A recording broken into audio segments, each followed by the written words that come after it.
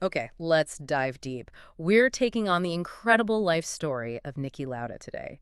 You've handed us this stack of material articles, research, your own notes, Yeah? and our task is, well, to cut through it all, pull out the essential insights, the surprising facts, the moments that really make you go, aha, you know, Yep, get you thoroughly informed about this legend quickly. that's right.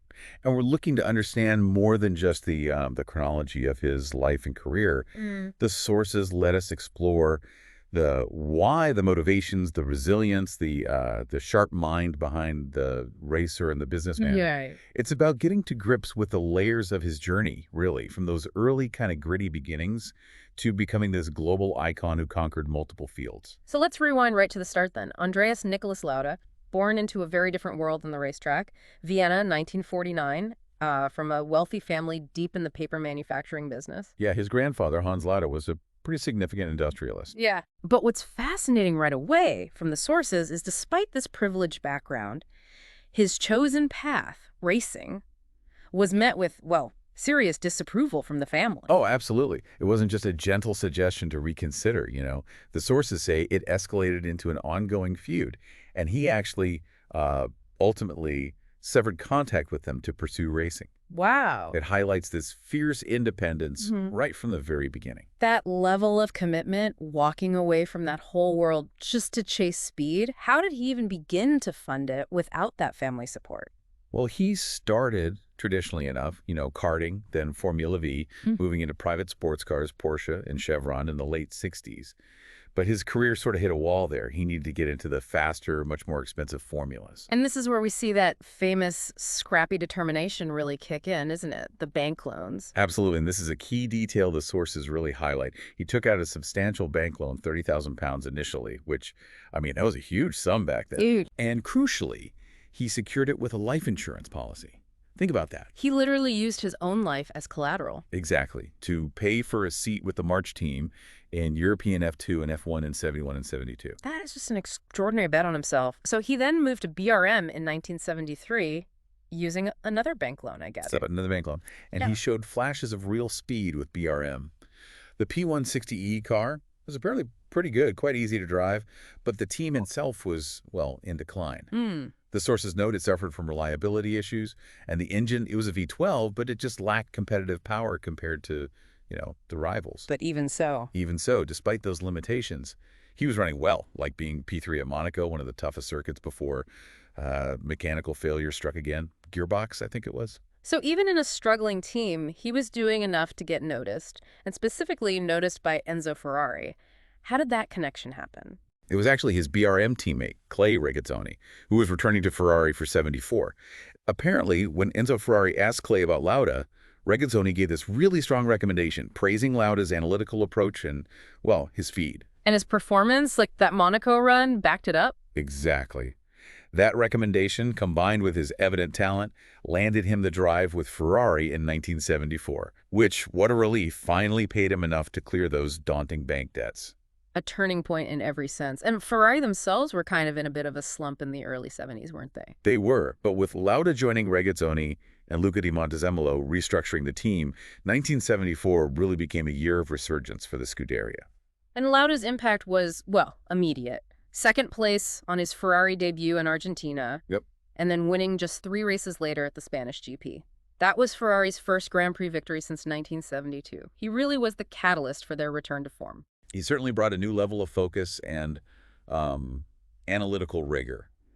Now, while he only won one more race in 74, the sources note he was often the pace setter, took 6 consecutive pole positions at one point. Wow, 6? Yeah. Mechanical unreliability and maybe his own relative inexperience meant he finished 4th in the championship, but his commitment to testing and developing the car was immense, really laying the groundwork. And that groundwork paid off massively in 1975. Oh, absolutely. The season started quietly, but once the new Ferrari 312T arrived, he was just unstoppable.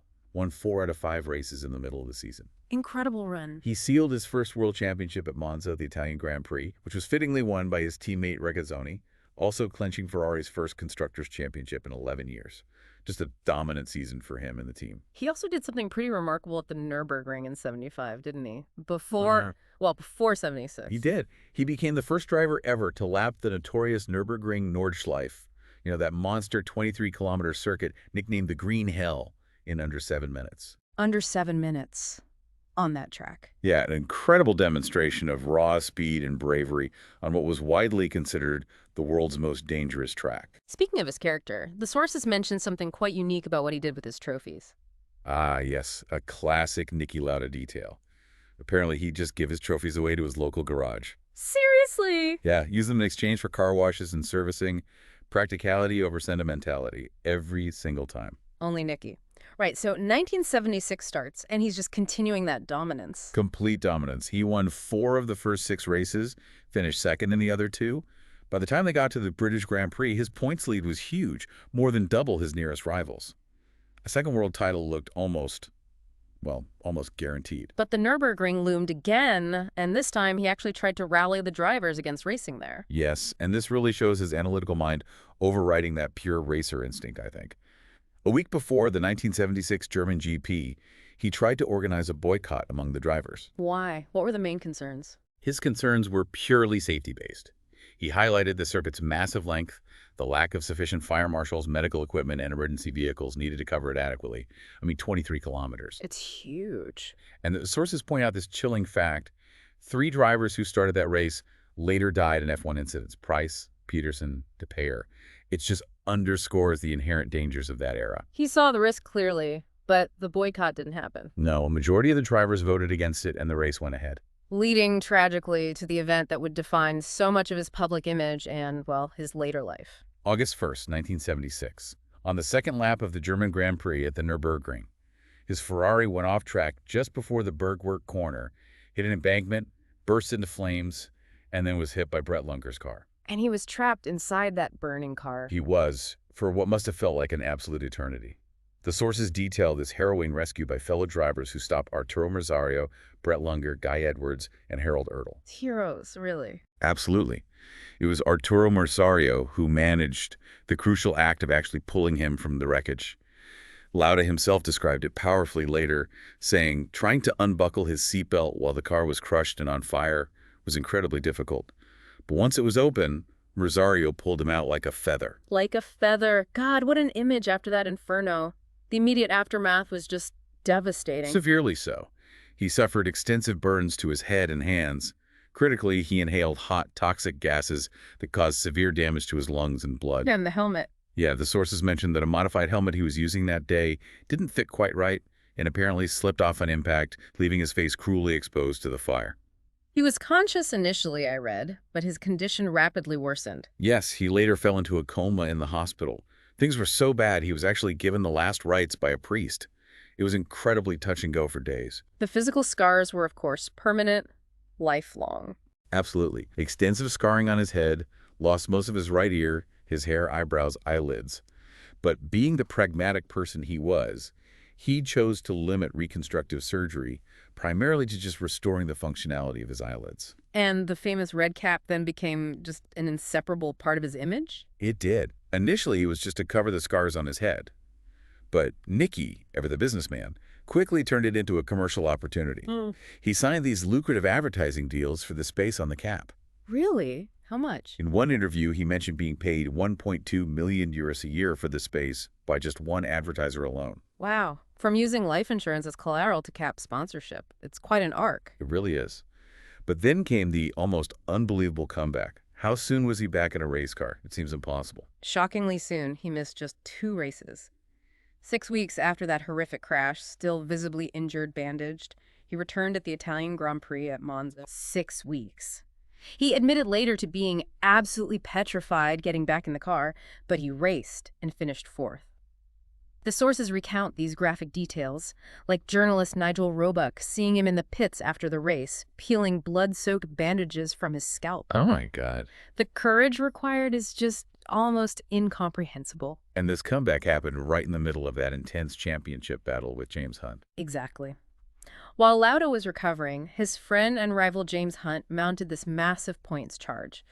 Their rivalry on track was fierce, but always clean and respected, reflecting their friendship off track. Heading into the final race in Japan, Hunt was just 3 points behind.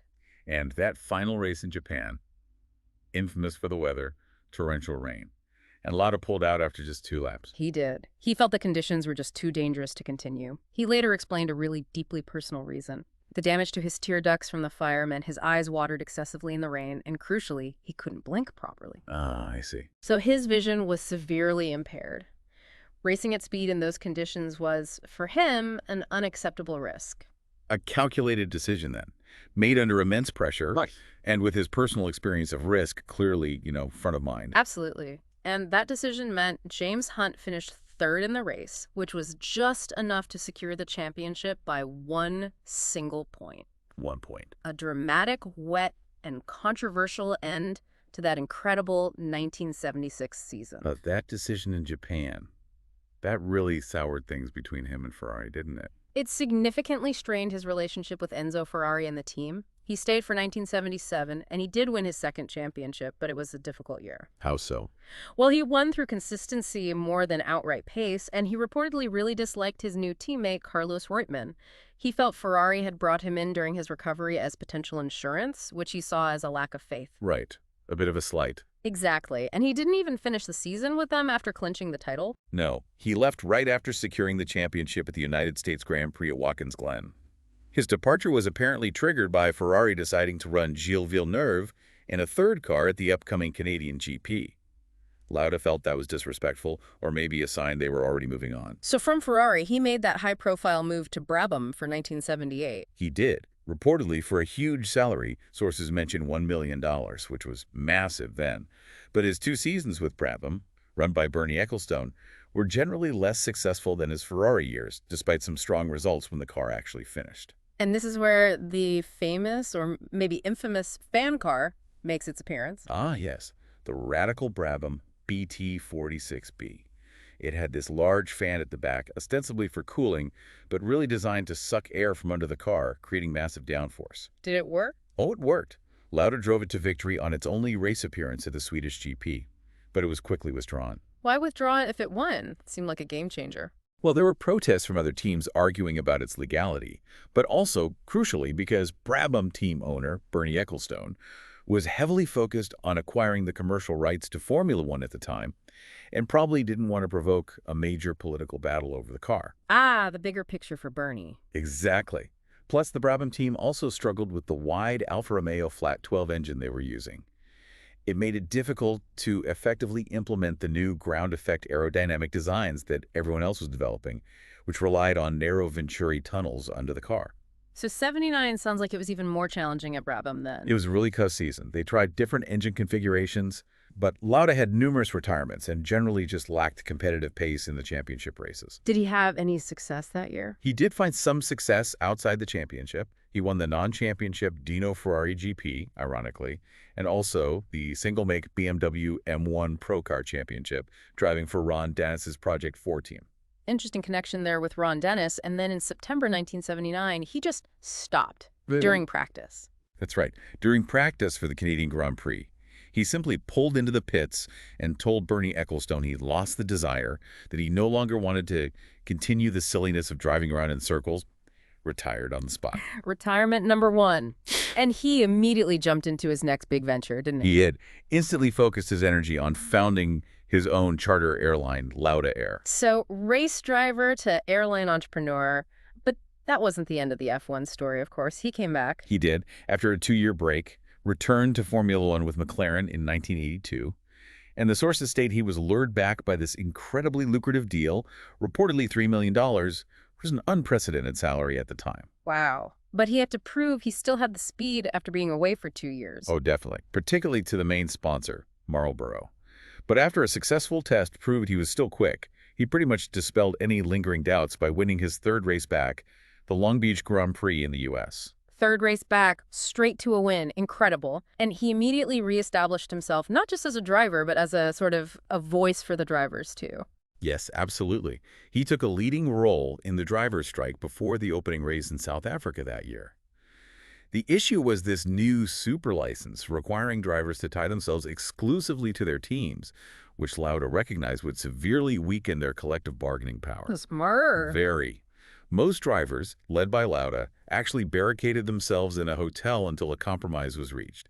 It really showed his sharp understanding of power dynamics hadn't faded one bit. So 1983 sounds like it was a bit of a transition year for McLaren as they moved to the new tag-badged Porsche turbo engine. It was. He didn't actually win a race that year. His best finish was second.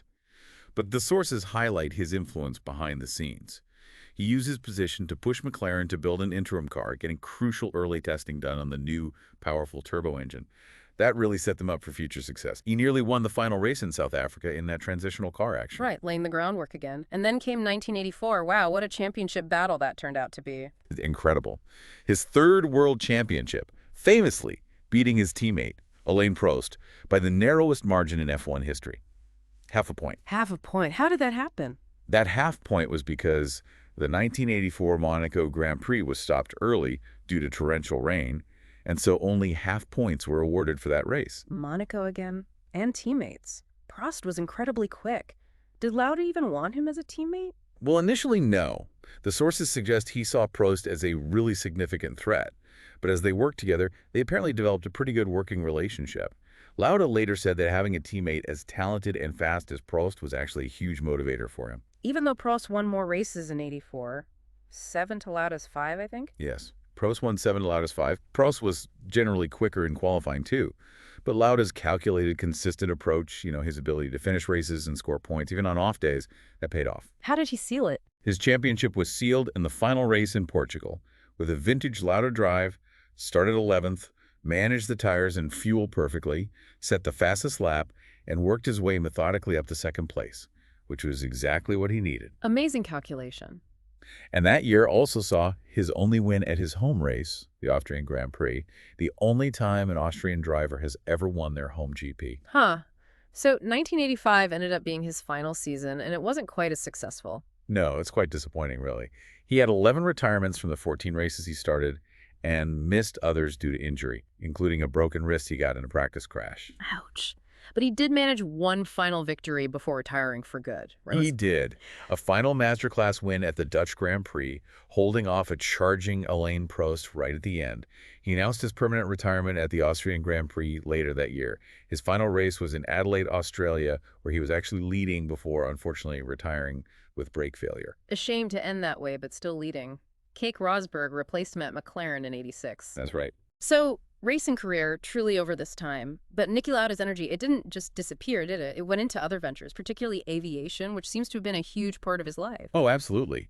Beyond racing, he built this really substantial career in aviation. Yeah. He didn't just found and put his name on one airline, but 3. Lauda Air, Niki, and later Lauda, or Lauda Motion. 3 airlines. 3. And this wasn't just hands-off ownership either.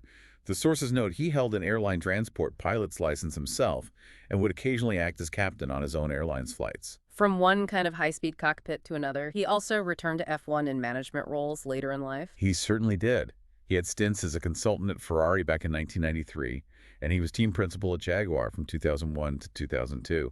But perhaps most significantly, from 2012 until his death, he was the non-executive chairman and a co-owner of the Mercedes F1 team. And played a really crucial part in their incredible success over the last decade or so. Without a doubt. Sources credit him with being instrumental in bringing Lewis Hamilton to Mercedes and being just a key figure, a steadying hand in the team that went on to win 6 consecutive World Constructors' Championships during his time there. Outside of management, he also spent quite a bit of time as a television commentator. Yes, he was a popular pundit for Austrian and German television on RTL for many, many years.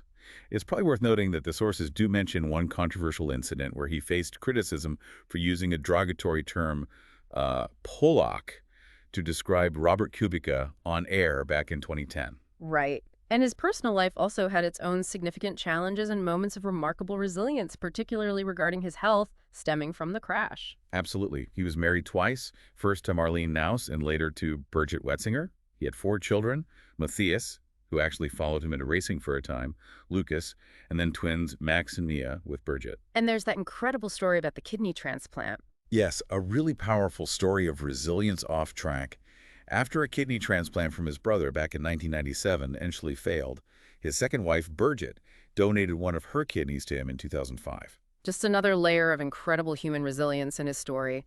His death in 2019 at age 70 was sadly directly linked to those lung injuries from the 1976 accident, wasn't it? That's right. The damage sustained in the fire had these long-term health consequences. It required multiple kidney transplants over the years and ultimately a double lung transplant in 2018, just about a year before he passed away in his sleep while undergoing kidney dialysis. The tributes paid to him around the world were just immense, weren't they? Really reflecting his impact. They were widespread and incredibly heartfelt. In the 2019 Monaco Grand Prix, shortly after his passing, you saw drivers, teams, fans all wearing red caps in his honor. I remember that. Mercedes paid tribute by painting their halo devices red with "Niki, we miss you."